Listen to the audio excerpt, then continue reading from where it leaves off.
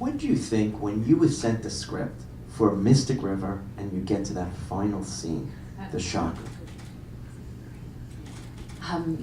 Well, Mystic River was interesting because I'd already done Space Cowboys with Clint.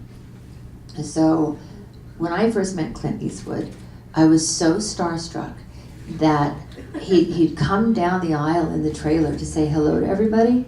And by the time he got to me, I threw myself out of my seat. I was shooting Pollock at the time, and we had to close down Pollock to go back to shoot Space Cowboys because Ed had to get fat during Pollock. So during that time, we had to close down Pollock to go back to shoot Pollock. So in that little bit of time, I could shoot Space Cowboys. And Ed had given me a good recommendation to Clint. I'd never met him. So I go with my little Pollock haircut thinking that they're going to give me a wig and everything, and nobody gave me a wig. And I realize now that you had to be prepared for Clint Eastwood movie. So cut to, he goes down the aisle saying hello to everybody. And I'm so nervous, I throw myself into his arms, which you don't do. My voice was so high-pitched you wouldn't recognize it as me. I was giggling, which I don't giggle. So I was just becoming this person that I'm not. And my limbic system, I kept opening my mouth to say something. At one point I hugged him and kissed him. They were like, Marcia. And I needed myself to stop, and I opened my mouth to say something. My limbic system cut in, and it closed my mouth, and I bit a hole through my tongue. A hole.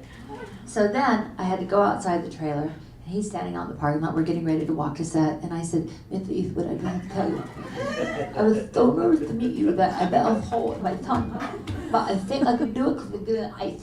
So it was like, okay. Okay, Marcia, whatever, let's go shoot him. Because I only give 1 or 2 takes. I'm like, I know, they only give 1 take, no problem. Okay, so then he plays a little trick on me. He put the tape over a piece of over the light on the camera. And he says, Marsh, we've just gotten a call from the production that we need, instead of saying we need to go to space, instead of saying we need to go to Houston, you need to say we need to go to Space Shuttle Mission Control. Okay, no problem, I can do it. So he goes, okay, let's do a little rehearsal and then we're going to shoot it. Let's just go ahead and shoot the rehearsal. I'm like, okay. So we're going to go 300 meters in a row. I did it maybe 15 times. And he only allows 1 take, so I was sure it was my first day of shooting. So I was sure I was going to be fired.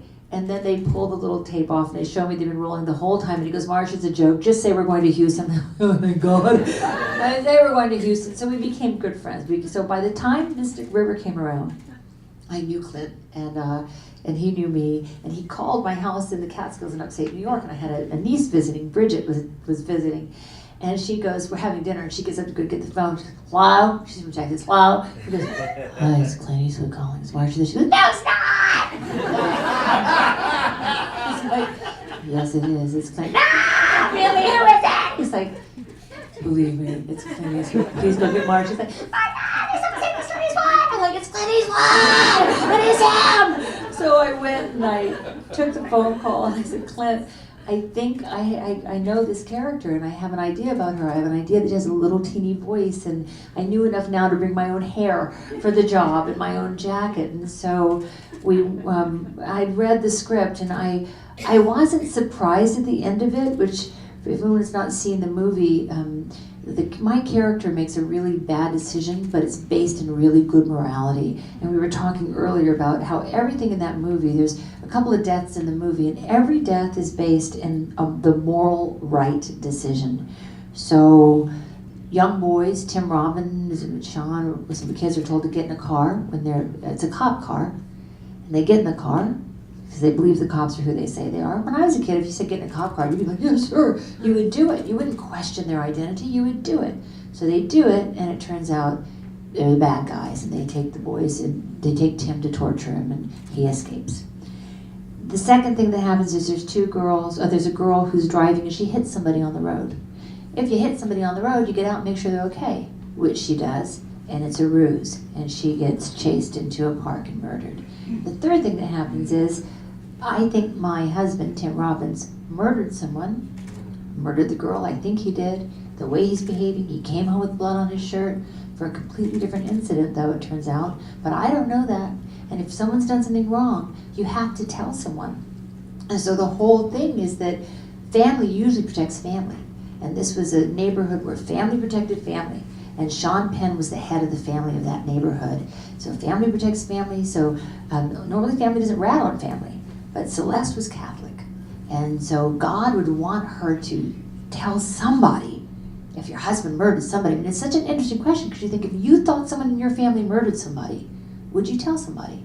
Or would you protect family? And family protects family. It's crazy over something like that.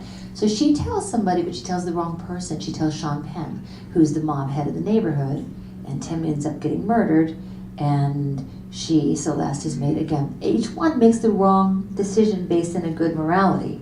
And at the end of the movie, and that's funny too, because she's left, in the book, she's left at the end, she's in the end scene, and she's in this parade.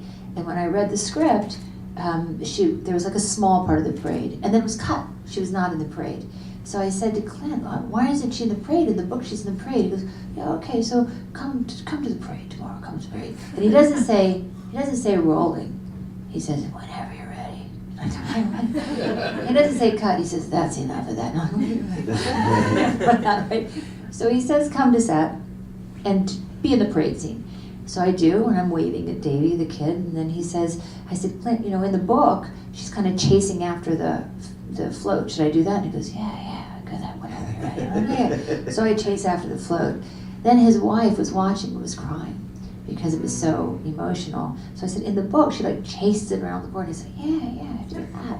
So I did that, and he had a really amazing editor, Cox, Brian Cox, I think it is, David Cox, and he understood story, and he geniusly understands story. So he understood that at the end of that whole movie of all these moral wrongs, that Celeste ended up being the person where your heart would sort of break on some level, because everyone else's life went on with the strength of their decisions, but she lost her husband. She was left being guilty, and she was kind of left waving at floats going by in a parade. It was a really beautiful editing. It was really beautifully edited, and I think that's why I was nominated for that particular edit. A lot of times you can have a great performance, and they don't edit it. And you think, if you were just on me in that moment. I mean, it sounds so vain, but you know story. You're an actor, so you know where the story goes. And sometimes it's great that it's not on you, but sometimes there's just key times they need to let it linger for just a second more, and then something blossoms in the story. And in that case, I thought Brian Cox is the one who helped, and Clint, made the story blossom.